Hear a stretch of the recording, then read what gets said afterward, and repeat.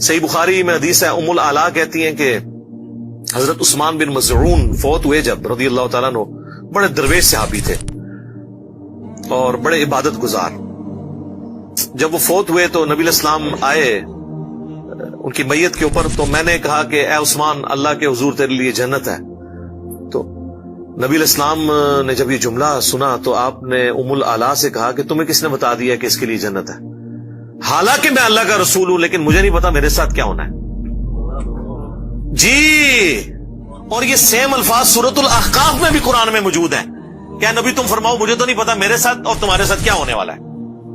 ام العلا کہتی ہیں کہ اللہ کی قسم اس کے بعد میں نے پوری زندگی کبھی کسی شخص کے مرنے پہ نہیں کہا کہ سیدھا جنت ہی جائے.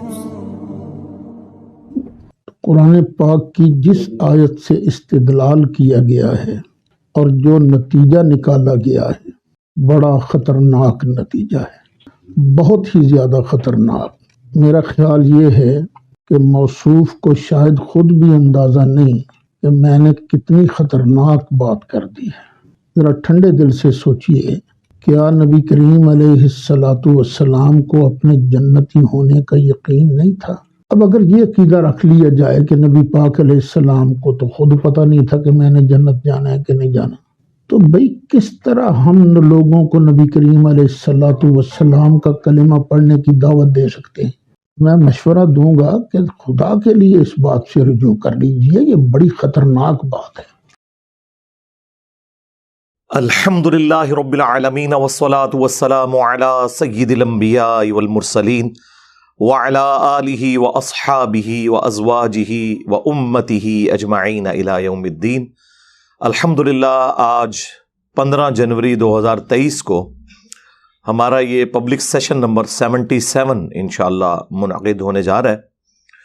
آپ کے سوالات یہ پرچیوں کی شکل میں میرے پاس آ چکے ہیں، انہیں ہم بعد میں ڈسکس کریں گے. پہلے اس ویک میں ایک کرنٹ افیئر کے طور پر بریلوی مکتب کے بہت بڑے عالم دین فیصل آباد میں، جو اپنے وقت میں بہت بڑے مناظر بھی تھے، 70+ ان کی ایج تھی، مولانا سعید احمد اسعد صاحب رحمہ اللہ تعالی، پچھلے دنوں ان کی ڈیتھ ہوئی ہے 11 جنوری 2023 کو. میری ان سے ملاقات جو پراپر ہوئی تھی دعوت و تبلیغ کا کام شروع کرنے کے بعد، وہ اگست 2019 میں ہوئی تھی، جس کی اس وقت تفصیلات بھی ہم نے ویڈیو میں ریکارڈ کروا دی تھیں، کچھ تصاویر بھی تھیں. ویسے میں پرسنلی ان کو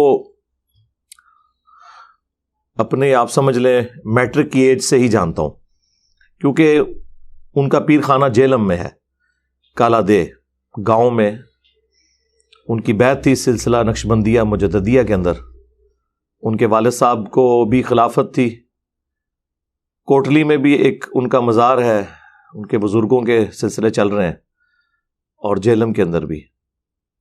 تو اس لیے جیلم ان کا وقتاً فوقتاً آنا جانا رہتا تھا. عموماً جو میلاد مصطفیٰ صلی اللہ علیہ وآلہ وسلم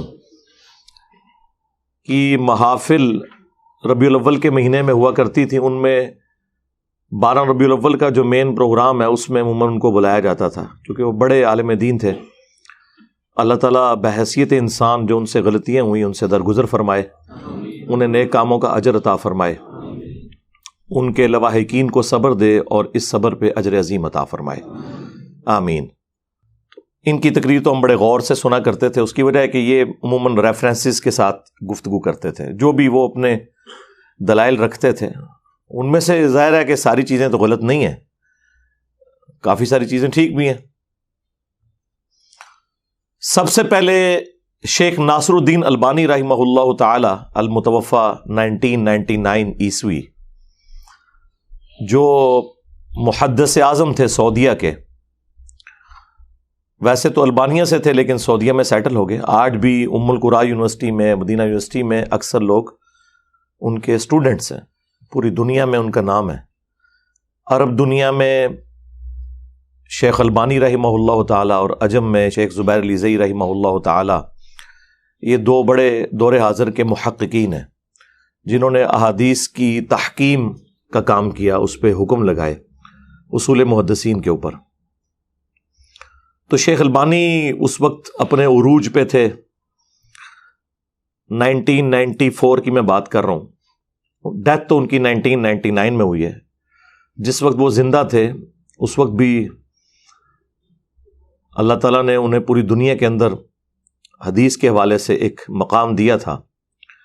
اور وفات کے بعد تو ظاہر ہے جیسے ٹیکنالوجی عام ہوئی ہے تو زیادہ کھل کے معاملات سامنے آئے ہیں. تو مجھے یاد ہے 1994 میں جب میں FSC کا اسٹوڈنٹ تھا تو سید احمد اسد صاحب جیلم آئے ہوئے تھے، اور سب سے پہلے میں نے شیخ ناصر الدین البانی کا نام ان کے ہی منہ سے سنا تھا، مجھے تو پتہ ہی نہیں تھا.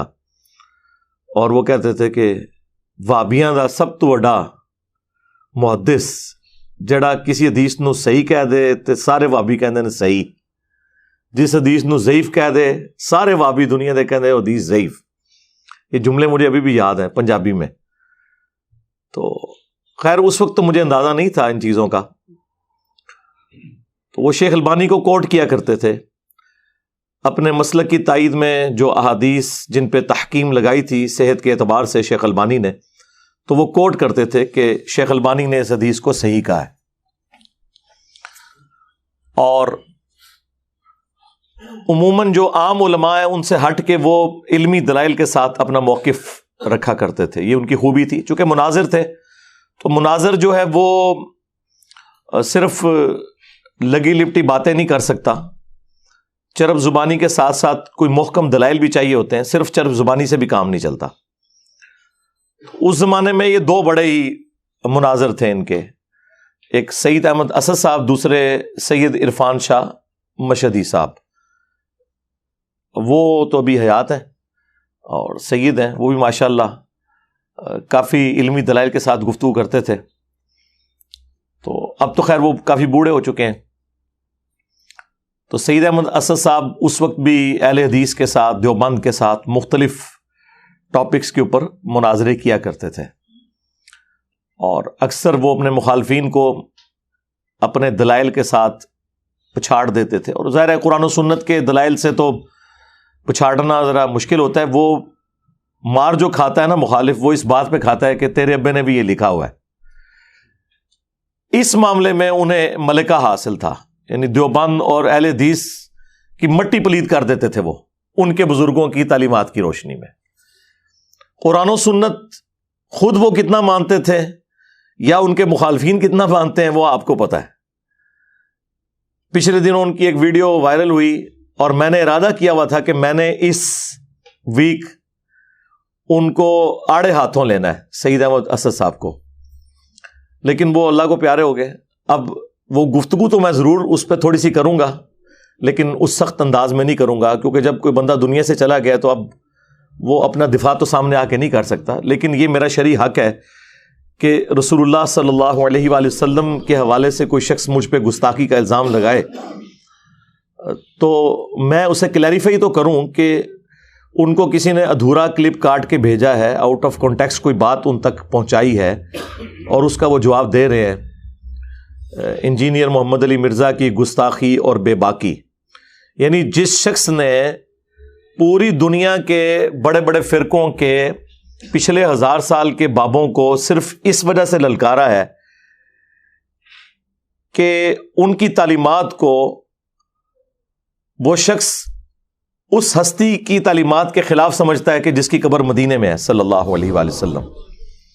اس لیے تو ہم نے یہ نعرہ بلند کیا ہے کہ میرے نبی سا ہے ہی کوئی نہیں، تیرے بابے تھے شے ہی کوئی نہیں. تو جو شخص خود رسول اللہ کے دفاع میں کھڑا ہوا ہے صلی اللہ علیہ وآلہ وسلم اور جینوئنلی کھڑا ہوا ہے، ویسے تو بہت لوگ دعویٰ کرتے ہیں، تو اس کے بارے میں یہ تہمت لگانا یہ بڑی زیادتی والی بات ہے. خیر وہ اب چونکہ دنیا سے چلے گئے تو میں ان کی اس غلطی کو تو ضرور ہائی لائٹ کروں گا احترام کے دائرے میں. باقی جو میں نے جس طرح آپ کو پتا ہے کہ میں آڑے ہاتھوں لیتا ہوں ساروں کو، تو وہ تو اس طرح اس پوزیشن میں نہیں ہو. ظاہر ہے کہ میں بھی اس وجہ سے دکھی بھی ہوں.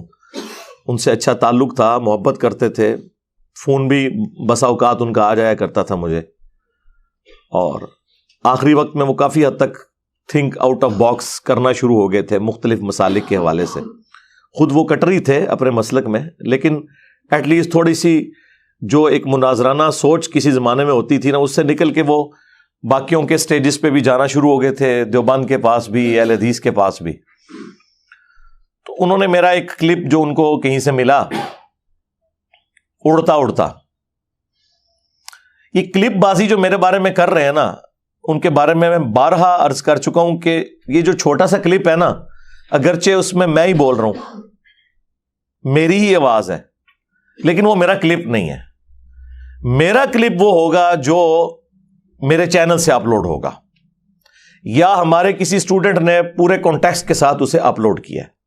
اس کے علاوہ اگر یہ 5-5, 6-6, 7-7 سیکنڈ کی جو ویڈیوز آتی ہیں، وہ میری ویڈیوز نہیں ہے.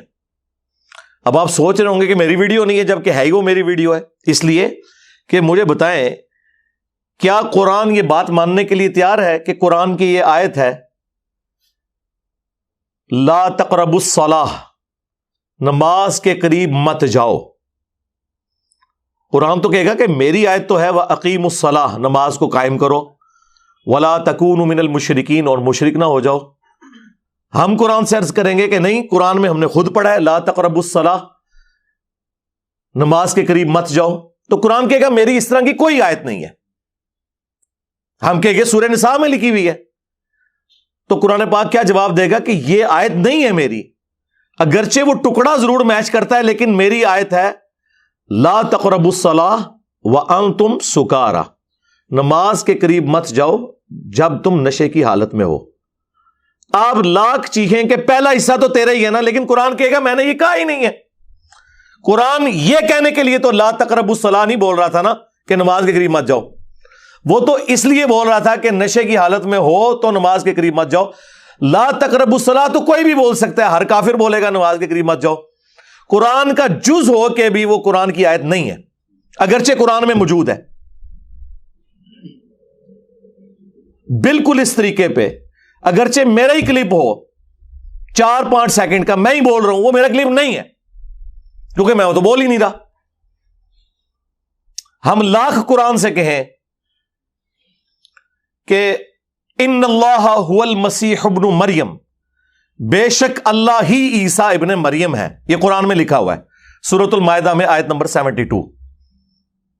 قرآن کہے گا میرے اندر ایسی کوئی آیت موجود نہیں ہے. تو پھر قرآن سے پوچھیں.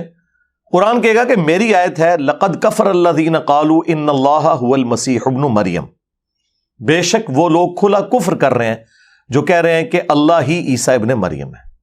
اب آپ کہیں کہ نہیں، یہ جو اگلا حصہ ہے یہ تو تیرے اندر موجود ہے، ان اللہ هو المسیح ابن مریم. تو قرآن آگے سے کہے گا بے شک میرے میں موجود ہے، لیکن یہ میری آیت نہیں ہے، کیونکہ میں یہ تو کہنا ہی نہیں چاہ رہا. میں تو یہ کہہ رہا ہوں کہ وہ لوگ کافر ہیں جو کہہ رہے ہیں کہ اللہ ہی عیسیٰ ابن مریم ہے. اب آپ کو سمجھ آئی بات کی؟ جملہ تو کوئی بھی بول سکتا ہے. اگر قرآن اپنے جملے سے پیچھے ہٹ جائے صرف اس وجہ سے کہ اسے آؤٹ آف کانٹیکسٹ آپ نے پیش کیا ہے، اتنے حصے کو بھی قرآن اپنی آیت نہیں مانے گا، کیونکہ وہ یہ کہنا ہی نہیں چاہ رہا. اس طریقے سے میں کہنا کچھ اور چاہ رہا ہوتا ہوں، یہ اس میں سے جملہ کاٹتے ہیں آؤٹ آف کانٹیکسٹ اور میرے اوپر گستاخی کا الزام لگا دیتے ہیں. اور یہ یاد رکھیے گا، بسا اوقات میری 3 مختلف سٹیٹمنٹس بھی بیک وقت درست ہوتی ہیں. جس طرح قرآن میں ناسخ و منسوخ کے حوالے سے آیات ہے، یا سچویشن کے اعتبار سے 3-4 مختلف جگہ پہ ایک ہی بات کو مختلف انداز میں بیان کیا جاتا ہے، وہ ساری اپنی جگہ جسٹیفائی ہوتی ہیں. وہ کوئی ہم سے پوچھے گا تو پھر ہم اسے بتائیں گے بھی یہ اس موقع پہ تھا، پھر یوں ہوا، پھر یوں ہوا، پھر یوں ہوا. اس طریقے سے اگر میری کوئی ویڈیو کاٹتا ہے تو میں بتاؤں گا کہ ہاں بھائی یہ اس موقع پہ تھا، یہ اس موقع پہ تھا، یہ اس موقع پہ تھا. یہ ابھی میں تھوڑی دیر پہلے اسٹرانگ روم میں بیٹھا ہوا تھا، مجھے انور بھائی نے ایک کلپ دکھایا ہے، اس میں انہوں نے میری مختلف سٹیٹمنٹس چلائی ہوئی ہیں اور کہہ رہے ہیں دیکھو کیسی غلط بیانی کر رہے ہیں. میں نے پچھلے دنوں کہا کہ میں حضرت معاویہ رضی اللہ تعالیٰ کے حوالے سے مجھے اتنی ڈیٹیلز کلیئر نہیں تھی جب تک، تو میں پھر کھل کے بیان بھی نہیں کرتا تھا، ظاہر مجھے پتا نہیں تھا، بعد میں نے رجوع کر لیا. اچھا، پھر انہوں نے میرے ایک لائیو سیشن سے ایک کلپ بیچ میں ڈالا ہوا ہے جس میں میں نے کہا ہے کہ مجھے پہلے بھی یہ باتیں پتہ تھیں لیکن میں نے کبھی کھول کر بیان نہیں کی کیونکہ حالات سازگار نہیں تھے. اور پھر ایک بہت پرانا کلپ جس میں اگرچہ اس میں میں کہہ رہا ہوں کہ ہم ان کی غلطیوں کو اجتہادی مانتے ہیں لیکن ہم اس کو ڈسکس نہیں کرتے. وہ کہتے ہیں چلو یہ پہلی اور آخری سٹیٹمنٹ تو میچ کر گئی, یہ درمیان میں جو کہہ رہا ہے مجھے پتا بھی تھا تب بھی میں نے بیان نہیں کیا, اور دوسری طرف کہہ رہا ہے مجھے پتا ہی نہیں تھا. جناب یہ ساری سٹیٹمنٹس اپنی جگہ درست ہیں, یہ فیز ہے, مختلف فیزز ہیں. پتہ چلنے کے فوراً بعد ریکارڈنگ نہیں کروا دی, حالات و واقعات کا انتظار کیا, اور جب میرے اوپر پریشر آیا تو پھر میں نے وہ ویڈیو ریکارڈ کروائی حضرت معاویہ رضی اللہ تعالیٰ عنہ 15 اہل سنت کے اماموں کی روشنی میں. اس سے پہلے میں اجتہادی غلطی کہتا تھا تو وہ ایک سٹیپ میں نے اس میں طے کیا. تو یہ سٹیٹمنٹس بیک وقت ساری جگہ درست ہیں کہ پہلے پتہ نہیں تھا, پھر پتہ چلا تو اس میں سے کچھ بیان کیا, کچھ روک لیا اس وجہ سے کہ حالات فیوریبل نہیں تھے, اور پھر جب حالات فیوریبل ہوئے تو اس سے بہتر بیان کیا, اور پھر فائنلی اس چیز کو کنکلوڈ کیا.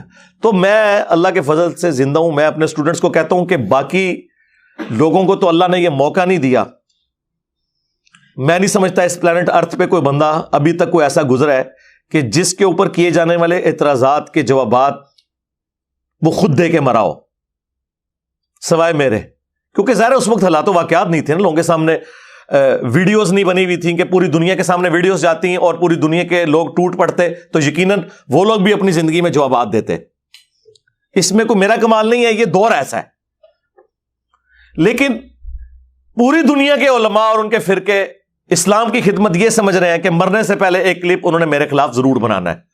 لہذا مجھے یہ ایج حاصل ہے کہ دنیا میں اللہ کے فضل سے میں وہ خوش نصیب انسان ہوں کہ پوری دنیا جس کی آخرت کی فکر میں لگی ہوئی ہے نا وہ میں ہوں. کہ جی نے یہ غلط کہہ دیا اس پہ رجوع کرے, یہ غلط کہہ دیا اس کے اوپر معافی مانگے, یہ گستاخی ہوگی معافی. اتنے زیادہ کیمرے میرے اوپر فٹ ہیں, میرے اپنے اسٹوڈنٹس کے بھی مخالفین کے بھی. لہٰذا مجھے اللہ نے زندگی میں موقع دیا ہے کہ میں اپنے اوپر ہونے والے ہر اعتراض کا جواب دے کے مروں, اور میں دے چکا ہوں الحمدللہ. انجینئر محمد علی مرزا اسٹوڈنٹس کی عدالت میں ریکارڈ ہوا, وہ تو لیٹسٹ پروگرام ہے کچھ عرصہ پہلے. اس سے پہلے بھی وقتاً فوقتاً جو چیزیں آئی وہ میں نے مجلس 50 میرا انٹرویو دیکھ لیں, اس میں نے جو ابھی اعتراضات آنے تھے ان کے بھی جوابات دیے. یہ بھی سعید اسد صاحب سے بات شروع ہوئی رحمہ اللہ تعالیٰ, تو انہوں نے اپنی وفات سے کچھ عرصہ پہلے کلپ اپلوڈ کیا جس میں انہوں نے میرا کلپ چلایا, اور اس کلپ کے اندر کتنی کٹنگز ہیں ان کو خود نہیں خیال آیا کہ یار یہ بندہ اگر یہ بات کر رہا ہے تو کسی کانٹیکسٹ میں بات کی ہوگی. اور میں وہ حدیث صحیح بخاری سے بیان کر رہا ہوں, اور بخاری سے بھی بڑھ کے قرآن کی ایک آیت ہے. وہ اس بحث میں پڑھ گئے کہ قرآن کی یہ آیت جو ہے وہ مکی ہے, اور انجینئر صاحب جو حدیث بیان کر رہے ہیں وہ مدینہ شریف میں ہے. تو اس کی وجہ سے نا یہ اس کے اوپر بیٹھتی نہیں. میرے بھائی جو میں حدیث بیان کر رہا ہوں وہ بخاری کے اندر موجود ہے, میں نے خود لکھی ہوئی ہے. اور دوسرا یہ آپ کو کس نے کہہ دیا کہ مکی آیت اگر کوئی ہو وہ مدینے میں کوٹ نہیں ہو سکتی؟ قرآن کے عقائد تو یونیورسل ٹروتھ ہے, چاہے وہ مکے میں نازل ہو. 2/3 قرآن مکے میں نازل ہوا ہے توحید کے اوپر. تو کیا توحید کے اوپر جو گفتگو ہے وہ مدینے میں کوٹ نہیں ہوگی؟ مدینے میں آپ نے جتنی توحید بیان کرنی ہے مکی قرآن سے ہی بیان کرنی ہے. آج بھی جو توحید بیان کرنی ہے وہ مکی قرآن سے. اور صحابہ کرام تو اس سے بھی بڑھ کے آیت کسی اور موقع پہ نازل ہوئی ہوتی تھی وہ فٹ کہیں اور کر دیتے تھے, صرف ان پرنسپل دیکھتے ہوئے, جس کی واضح مثال وہ بخاری مسلم کی حدیث ہے. ایک عورت ابن مسعود کے پاس آئی رضی اللہ تعالیٰ عنہ, کم از کم وہ تابعیہ تو ہوگی نہیں تو صحابیہ, اور کہا کہ میں نے سنا ہے کہ آپ یہ کہتے ہیں کہ قرآن میں اللہ نے لعنت فرمائی ہے ان عورتوں پر جو چہرے کے بال اکھاڑے یہ, یا دانتوں میں خوبصورت دکھنے کے لیے گیپ بنوائیں, یا گدوائیں, یا ٹیٹو بنوائیں. تو ابن مسعود نے فرمایا کہ ہاں بالکل. تو اس نے کہا کہ میں نے تو پورا قرآن پڑھا ہے, مجھے تو قرآن میں کوئی ایسی آیت نہیں ملی. یقیناً قرآن میں ایسی کوئی آیت موجود ہی نہیں ہے. اور وہ عورت تو کہہ بھی سکتی تھی اس لیے کہ ظاہر قرآن تو اس وقت لوگ پڑھتے تھے, صرف اصالہ ثواب کا ذریعہ نہیں بنایا ہوا تھا. تو اس نے کہا قرآن میں تو کوئی ایسی آیت نہیں. تو ابن مسعود نے کہا تم نے قرآن میں نہیں یہ پڑھی سورۃ الحشر کی آیت وما آتاکم الرسول فخذوہ وما نہاکم عنہ فانتہوا, جو رسول اللہ تمہیں دیں وہ لے لو, جس سے منع فرمائے اس سے رک جاؤ. اور پھر کہا کہ رسول اللہ نے لعنت فرمائی ہے ان لوگوں کے اوپر, ان عورتوں پہ جو چہرے کے بال اکھاڑے, خوبصورت دکھنے کے لیے دانتوں میں گیپ بنوائیں یا ٹیٹو بنوائیں, گدوائیں. اچھا, اس صحابیہ نے آگے سے یہ نہیں کہا کہ یہ آیت تو مال غنیمت کے بارے میں تھی قرآن میں, آپ کو کس نے یہ اتھارٹی دی کہ اسے جنرلائز کر دیں. یہ سعید احمد اسد صاحب کی بات کا میں جواب دے رہا ہوں. کاش ان لوگوں نے قرآن و حدیث ٹوٹیلٹی میں پڑھا ہوتا تو انہیں پتا ہوتا. اب یہ آج آگے باتیں کرتے ہیں انجینئر صاحب کے پاس اتنا علم کہاں سے آ گیا. میرے بھائی اس لیے کہ میرے پاس انجینئرنگ کی ڈگری ہے, میکینیکل انجینئرنگ کی, اور میں اپنی یونیورسٹیز کے ٹاپرز میں سے ہوں, آنرز کے ساتھ ڈگری کی ہوئی ہے. اس کے بعد میں نے اپنا انٹلیکٹ استعمال کیا قرآن و سنت کے اوپر. تو اللہ تعالیٰ نے یہ راہ میرے لیے کھولی ہیں. والذین جاہدوا فینا لنہدینہم سبلنا, جو لوگ ہماری راہ میں کوشش کریں گے ہم اپنی راہیں ان کے لیے کھول دیں گے. تو یہ حدیث بخاری مسلم دونوں میں تھی. اب اس عورت کا کام بنتا تھا کہ وہ کہتی کہ یہ آیت تو مال غنیمت کے بارے میں ہے, اس کا کیا لینا دینا اس معاملے کے ساتھ کہ آپ اسے ٹیٹو بنوانے کے اوپر اور ان چیزوں کے اوپر لگا دیں. انہیں پتا تھا یہ آیات جنرلائز ہوگی, جس طرح میں جنرلائز کرتا ہوں کہ سورہ بقرہ کی یہ جو آیت ہے نا, وَلَا تُلْقُوا بِأَيْدِيكُمْ إِلَى التَّهْلُكَةِ, اپنے ہاتھوں سے اپنے آپ کو ہلاک مت کرو. یہ اسپیسیفکلی آیت تو قرآن میں ہے. جو لوگ اللہ کی راہ میں مال خرچ نہیں کرتے, گویا اللہ تعالیٰ فرما رہا ہے تم اپنے آپ کو ہلاک کر رہے ہو. لیکن اسی آیت کے تحت دنیا کے تمام علماء سگریٹ پینے کو حرام قرار دیتے ہیں کہ وہ اپنی جان کو ہلاک کرنا ہے. تو بالکل درست ہے. قرآن کی آیات یونیورسل ٹروتھس ہیں, جسے فٹ اسے گفٹ. تو وہ صحابیہ کہنے لگیں کہ حضرت آپ کی بیوی بھی یہ سب کچھ کرتی ہے. وہی بات کہ میں تو ایک کلپ تک ہے. اس زمانے میں کسی نے کلپ ابن مسعود کا بھی کاٹا ہوگا نا کہ ابن مسعود کی بیوی بھی وہ سارے کام کرتی ہے جو ابن مسعود لوگوں کو منع کرتے ہیں. ظاہر ہے سنی سنائی بات. تو ابن مسعود نے کوئی غصہ نہیں کھایا. انہوں نے کہا جاؤ میری بیوی کو دیکھ لو. وہ عورت اندر گئی, بخاری مسلم کے الفاظ ہیں, شرمندہ ہو کے باہر نکلی اور کہا کہ آپ کی بیوی میں تو ایسی کوئی بات نہیں ہے. وہ کلپ بھی کسی نے کاٹا ہوا تھا. تو ابن مسعود نے آگے سے ایک جملہ بولا. انہوں نے کہا کہ اگر میری بیوی یہ کرتی ہوتی تو ابن مسعود کی بیوی نہ ہوتی کہ رسول اللہ کی نافرمان ہو, کہ اللہ کے نبی تو لعنت فرمائے ایسی عورتوں پہ, اور میری بیوی ہو وہ. اب آپ اس طرف آ جائیں جو سعید اسد صاحب رحمہ اللہ تعالیٰ کو کسی نے مس لیڈ کیا. وہ میں بخاری کی حدیث بیان کر رہا تھا. ام العلا سلام اللہ علیہا ایک بوڑھے صحابی تھے, عثمان بن مظعون رضی اللہ تعالیٰ عنہ. وہ ان کی خدمت کیا کرتی تھی. وہ فوت ہو گئے. نبی علیہ السلام ان کی میت پہ آئے تو ام العلا نے رسول اللہ کی موجودگی میں کہہ دیا, اے عثمان, اللہ کے حضور تو آپ کے لیے بہت اجر ہے, جنتیں ہیں. تو نبی علیہ السلام نے کہا کہ ام العلا تمہیں کس نے بتا دیا کہ یہ جنت میں ہے؟ حالانکہ میں اللہ کا رسول ہوں, مجھے نہیں پتا کہ میرے ساتھ اور تمہارے ساتھ کیا ہونے والا ہے. بڑے سخت الفاظ تھے. انہوں نے کہا کہ یہ رسول اللہ کی گستاخی ہو گئی ہے. صحیح بخاری میں حدیث ہے, ام العلا کہتی ہیں کہ حضرت عثمان بن مظعون فوت ہوئے جب رضی اللہ تعالیٰ عنہ, بڑے درویش صحابی تھے اور بڑے عبادت گزار. جب وہ فوت ہوئے تو نبی علیہ السلام آئے ان کی میت کے اوپر. تو میں نے کہا کہ اے عثمان, اللہ کے حضور تیرے لیے جنت ہے. تو نبی علیہ السلام نے جب یہ جملہ سنا تو آپ نے ام العلا سے کہا کہ تمہیں کس نے بتا دیا کہ اس کے لیے جنت ہے؟ حالانکہ میں اللہ کا رسول ہوں, لیکن مجھے نہیں پتا میرے ساتھ کیا ہونا ہے. جی, اور یہ سیم الفاظ سورۃ الاحقاف میں بھی قرآن میں موجود ہیں. کیا نبی تم فرماؤ مجھے تو نہیں پتا میرے ساتھ اور تمہارے ساتھ کیا ہونے والا ہے.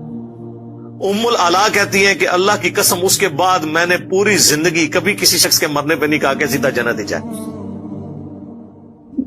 قرآن پاک کی جس آیت سے استدلال کیا گیا ہے اور جو نتیجہ نکالا گیا ہے, بڑا خطرناک نتیجہ ہے, بہت ہی زیادہ خطرناک. میرا خیال یہ ہے کہ موصوف کو شاید خود بھی اندازہ نہیں کہ میں نے کتنی خطرناک بات کر دی ہے۔ ذرا ٹھنڈے دل سے سوچئے، کیا نبی کریم علیہ الصلاۃ والسلام کو اپنے جنتی ہونے کا یقین نہیں تھا؟ اب اگر یہ عقیدہ رکھ لیا جائے کہ نبی پاک علیہ السلام کو تو خود پتہ نہیں تھا کہ میں نے جنت جانا ہے کہ نہیں جانا، تو بھئی کس طرح ہم لوگوں کو نبی کریم علیہ الصلاۃ والسلام کا کلمہ پڑھنے کی دعوت دے سکتے ہیں؟ میں مشورہ دوں گا کہ خدا کے لیے اس بات سے رجوع کر لیجئے، یہ بڑی خطرناک بات ہے۔ حدیث بخاری میں لکھی ہوئی ہے، گستاخی انجینئر صاحب کر رہے ہیں، کہنے والے رسول اللہ ہیں، گستاخی انجینئر صاحب کر رہے ہیں۔ اور اس پہ میں نے جملہ بولا کہ اس سے بڑھ کر قرآن میں لکھا ہوا ہے سورۃ الاحقاف میں کہ اے نبی تم فرماؤ میں کوئی نیا رسول نہیں ہوں، مجھے تو نہیں پتا کہ خود میرے ساتھ اور تمہارے ساتھ کیا معاملہ ہونے والا ہے، لیکن ساتھ میں نے یہ بھی بولا کہ حالانکہ ہمیں پتا ہے کہ وہ اللہ کے رسول ہے صلی اللہ علیہ وسلم، قطعی جنتی ہیں، لیکن یہ امت کی اصلاح کے لیے تھا، یہ جملے اس میں سے کٹے میں۔ میں کہتا ہوں یہ جملے کاٹ کے بھی میرے پہ فتویٰ کیسے تھا؟ ڈسکس تو بخاری اور سورۃ الاحقاف ہونی چاہیے تھی۔ اللہ کو گستاخ ڈکلیئر کرتے، رسول اللہ کو گستاخ ڈکلیئر کرتے، اس کے بعد بخاری کو ڈکلیئر کرتے، میرا تو چوتھا نمبر آتا تھا۔ کیسے ظالم ہے یار! اور پتہ نہیں کہ اس طرح کے جملے بول کے کتنے عاشقان رسول کو یہ ورگلا رہے ہوتے ہیں کہ جاؤ جی انجینئر پہ چڑھ دوڑو جا کے، اس بات کے اوپر کہ وہ قرآن بیان کر رہا ہے، احادیث بیان کر رہا ہے۔ ام العلا کہتی ہیں اللہ کی قسم اس کے بعد میں نے کبھی کسی کے لیے نہیں کہا کہ یہ جنتی ہے، اتنا میں ڈر گئی۔ آپ مجھے بتائیں جو عبد القادر جیلانی کی طرف منسوب ہے وہ کہتے ہیں میں اپنے سارے مرید ہی جنت میں لے کے جاؤں گا، وہ تو شاہی کوئی نہیں، لے جاؤ بابے اپنے، تو جو آپ نے بنائے میں نٹھو ادھروں، آپ کی وہ فیصلہ باد کی لینگویج نٹھو۔ اور میرا جو یونیورسٹی کا ایک روم میٹ تھا نا تو وہ کمالیہ کا تھا، تو مجھے کافی ساری وہ پنجابی نا فیصلہ باد والی بھی اداں تے اداں، ٹھیک ہے، نٹھو، تو یہ سارے ہم تو بولتے ہیں نسو ادھروں، یہ انہوں نے کہانیاں بنائی ہوئی ہیں۔ خیر وہ کچھ دنوں بعد ام العلا نے خواب دیکھا، اس میں انہوں نے حضرت عثمان بن معزون کا ایک چشمہ دیکھا، پھر حضور کو آگے بتایا، آپ نے فرمایا یہ اس کا عمل ہے، یعنی وہ خواب میں غیبی خبر ملی اور اس خواب کی بھی تصدیق وقت کے پیغمبر نے کی، اور پھر کنفرم ہو گیا کہ اللہ تعالیٰ نے انہیں جنت میں بھیجا ہے۔ لیکن الحمدللہ اس پوری حدیث سے ایک عقیدہ کلیئر ہوا ہے۔ مجھے تو حیرانگی ہے کل کو آپ کے سامنے کوئی یہ آیت پڑھے جو قرآن میں کم از کم 3 دفعہ آئی ہے، سورۃ الانعام کے اندر، سورہ الزمر کے اندر، سورہ یونس کے اندر، قل انی اخاف ان عصیت ربی عذاب یوم عظیم۔ اے نبی تم فرماؤ کہ بالفرض، اب یہ ہم بریکٹ میں خود لگا رہے ہیں، اگر میں بھی اپنے رب کی نافرمانی کروں تو مجھے اس بات کا ڈر ہے کہ بڑے دن کا عذاب مجھے بھی آ پکڑے گا۔ یہ آیت میں پڑھوں تو کیا کوئی مسلمان مجھے یہ کہے گا کہ انجینئر صاحب کہتے ہیں کہ اللہ کے نبی کو قیامت میں نعوذ باللہ عذاب ہونے والا ہے؟ او بھئی یہ تو اللہ کہہ رہا ہے اور نبی سے کہلوا رہا ہے، اس لیے کہ تمہارا کوئی بابا یہ جرت نہ کرے کہ میں ادو تک جنت نہیں ورنا جو تو سارے مرید لے نہ جاواں، کتے نہ لے جاواں، اوتے ہی جسے تو جانا ہے، جنت ہی جانا سوکھا نہیں ہے۔ بخاری مسلم دونوں میں حدیث ہے، نبی علیہ السلام نے اپنے ایک ایک رشتہ دار کو مخاطب کیا، جب قرآن کی آیت نازل ہوئی نا کہ اپنے قریبی رشتہ داروں کو ڈر سنائے، سورہ الشعراء کی، تو حضور نے کہا اے نبی کے چچا عباس میرے مال سے جو لینا ہے لے لے، اگر اللہ نے تجھے پکڑ لیا میں اللہ کے حضور تجھے چھڑوا نہیں سکوں گا۔ اچھا عباس تو اس وقت مسلمان نہیں ہوئے تھے، یہاں تو پھر بھی کوئی گنجائش نکلتی ہے، پھر حضور نے اپنی پھوپھی کو مخاطب کیا جو مسلمان ہو چکی تھی، سیدہ صفیہ سلام اللہ علیہ، اے نبی کی پھوپھی صفیہ میرے مال سے جو لینا ہے لے لے، اگر اللہ کے حضور پکڑی گئی تو میں تیرے کچھ کام نہیں آؤں گا۔ اور سب سے بڑھ کر جنتی عورتوں کی سردار جو بخاری مسلم میں ہے، سیدہ فاطمہ سلام اللہ علیہ، اے نبی کی بیٹی فاطمہ میرے مال سے جو لینا ہے لے لے، اگر اللہ کے حضور پکڑی گئی تو میں تیرے کچھ کام نہیں آؤں گا۔ مجھے بتائے ان آیات اور ان احادیث کے ہوتے ہوئے بابے تے شاہی کوئی نہیں، اندازہ کریں۔ لہذا انہوں نے آپ کے ساتھ بالکل ٹھیک کیا ہے کہ قرآن حدیث ڈائریکٹ نہیں پڑھنا، گمراہ ہو جاؤ گے. ہاں، کیونکہ جن عقیدوں پہ وہ لوگ ہیں یا وہ آپ کو سکھانا چاہتے ہیں، ان سے آپ گمراہ ہو کے اپنی نسبت اس کے ساتھ جوڑ لیں گے جس کی قبر مدینے میں ہے صلی اللہ علیہ وآلہ وسلم. یہ لو تو قرآن، مطلب قرآن تو ان کی موت بنا ہوا ہے. اور میں یہ بھی نہیں کہتا کہ قرآن آپ ہمارا ترجمہ مان لیں، آپ اعلیٰ حضرت کا ترجمہ پڑھ لیں. اور آج کے زمانے میں تو یہ پڑھے لکھے بندے کو بحث ہی نہیں کرنی چاہیے ترجمے والی. اب کون سا زمانہ رہ گیا؟ آج تک کسی انگلش کے پروفیسر کو لڑتے ہوئے سنا ہے کہ ایک جملے کا ترجمہ کوئی اور کر رہا ہو، دوسرا کوئی اور، یا CNN کے اوپر یا BBC پہ ایک پٹی نیچے چلے اور آدھا پاکستان اس کا ترجمہ کچھ اور کر رہا ہے خبر کا، اور آدھا اور کر رہا ہے؟ قرآن کے ساتھ یہ ظلم کیوں ہے؟ اس لیے کہ قرآن کا ترجمہ بھی ایک ہے، مولوی بڑھیا ہوا ہے بچ، وہ ماننا نہیں چاہتا ایاک نعبد و ایاک نستعین کو، اس لیے وہ اس میں آپ کو کہے گا نہیں یہ نہیں ہوتا تو وہ نہیں ہوتا، تو وہ نہیں ہوتا تو یہ ہوتا ہے. میں نے اکثر یہ آپ کو کہا کہ قرآن میں ایک آیت ایسی ہے کہ اگر وہ آیت آپ کسی چوک میں کھڑے ہو کر بلند آواز سے پڑھیں تو شہادت یقینی ہے. یہ جو لوگ کہتے ہیں نا غلامی رسول میں موت بھی قبول ہے، حرمت رسول پہ جان بھی قربان ہے، تو اگر کوئی واقعی قربان کروانا چاہتا ہے تو قرآن کی یہ آیت اور ترجمہ اعلیٰ حضرت کا پڑھ لے. میں یہ نہیں کہتا کہ میں جو ترجمہ کر رہا ہوں وہ پڑھے، اعلیٰ حضرت کا ترجمہ پڑھے.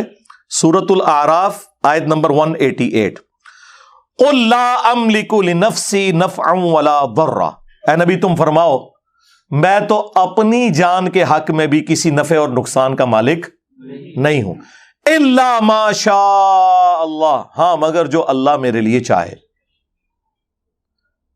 اس میں بعض اوقات نا یہ گھس جاتے ہیں کہ جو اللہ چاہے، یعنی جتنا اللہ نے مجھے اختیار دیا ہوا ہے، نعوذ باللہ، یہ اس طرح بھی چال پڑتے ہیں. قرآن تو یہ کہنا نہیں چاہتا، کیونکہ اگلے الفاظ اسی آیت کے اس کی حفاظت کر رہے ہیں.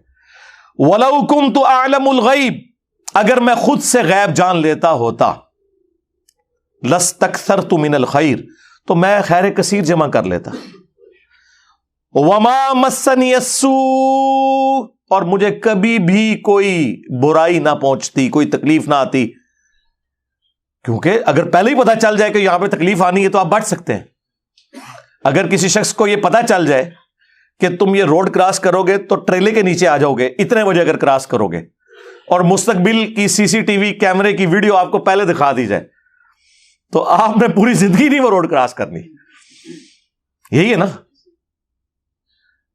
تو اگر مجھے پتا چل جاتا کہ ایسا ہونے والا ہے تو میں خیر، اور یہ واجب بھی ہے آپ پہ، یہ کوئی بزدلی نہیں ہے اگر آپ کو پتا چل جائے.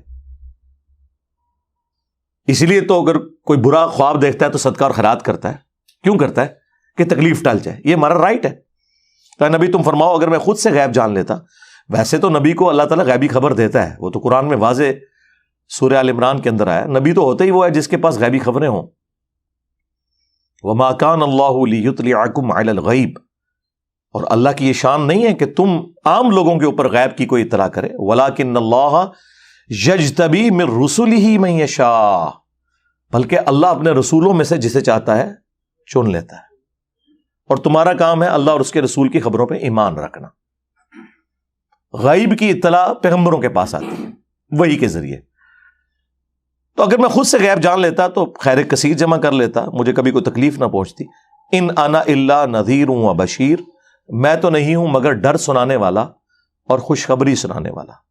لقوم یؤمنون، ایسے لوگوں کے لیے جو بات ماننا چاہیں، جو ایمان والے ہیں یا ایمان لانا چاہتے ہیں یا بات کا یقین کرنے والے ہیں. اور جو نہیں ماننا چاہتا، جو سویا ہوا ہے، اس کو تو آپ جگا سکتے ہیں. جو آنکھیں بند کر کے لیٹا آپ اس کو اٹھا نہیں سکتے. آپ مجھے بتائیں یہ آیت کو بیان کر سکتا ہے؟ اس میں تو کلیئر کٹ ہے کہ میں تو اپنی جان کے نفع نقصان کا مالک نہیں ہوں. تو سرکار پھر ہم اس پہ کیوں نہ بولیں کہ اگر رسول اللہ کا یہ سٹیٹس ہے تو تیرے بابے تو شاہی کوئی نہیں، کیونکہ میرے نبی سا ہے ہی کوئی نہیں، تیرے سارے بابے شاہی کوئی نہیں. یعنی رسول اللہ کے مقابلے پہ صلی اللہ علیہ وآلہ وسلم ہم اپنے ساتھ مقابلہ کروا ہی نہیں رہے، ان کے ساتھ کروا رہے ہیں. وہ بھی اس لیے کروا رہے ہیں کہ یہ لوگ ان کو عزت دیتے ہیں. میں تو ان کے کسی بابے کو بھی اپنے کسی اسٹوڈنٹ کے برابر بھی نہیں سمجھتا. اگر میرے کو پوچھو، ہاں سیدھی جی گل ہے. ہمیں تو کوئی شک نہیں ہے کہ انہوں نے دین کے ساتھ جو کچھ کیا ہے، اگر یہ ان کی تعلیمات ہیں جو انہوں نے پھیلائی ہیں اپنی کتابوں میں اور اپنے ماننے والوں کو، اور اگر نہیں پھیلائی ہیں تو اللہ اور ان کا معاملہ ہے۔ ہاں جہاں پہ ہمارے پاس پیرلل میں کوئی سورس موجود ہے وہاں ہم کسی بابے کو کرٹیسائز نہیں کریں گے، جس طرح عیسیٰ ابن مریم کے بارے میں 2.25 ارب عیسائی شرکیہ عقیدے رکھے ہوئے ہیں، لیکن عیسیٰ ابن مریم کے دفاع پہ قرآن کھڑا ہے، وجیہاً فی الدنیا والآخرہ ومن المقربین، دنیا اور آخرت میں اللہ کے حضور وجاہت والے ہیں اور اللہ کے قریبی لوگوں میں سے۔ عیسیٰ ابن مریم کے بارے میں کوئی بکواس کرے گا ہم اس کی زبان کھینچ لیں گے، کیونکہ عیسیٰ ابن مریم اگرچہ 2.25 ارب کرسچنز کے بابا ہیں لیکن رسپیکٹیبل بابا ہیں، جس طرح کہ ہمارے بابا ہیں النبی اولی بالمؤمنین من انفسہم وازواجہ امہاتہم، نبی تمہاری جانوں سے بڑھ کر تم پر حق رکھتے ہیں، اور نبی کی بیویاں امت کی مائیں ہیں، تو نبی امت کا روحانی باپ، الحمدللہ، اللہ کا شکر ہے۔ تو ہم لوگوں کے بنائے ہوئے بزرگوں سے توڑ کر اس شخص کے ساتھ جوڑ رہے ہیں جس کی قبر مدینے میں ہے، صلی اللہ علیہ وآلہ وسلم۔ صلو علی محمد وآل محمد، اللہم صلی علی محمد وعلی آل محمد واصحاب محمد وازواج محمد وامت محمد اجمعین الی یوم الدین، آمین۔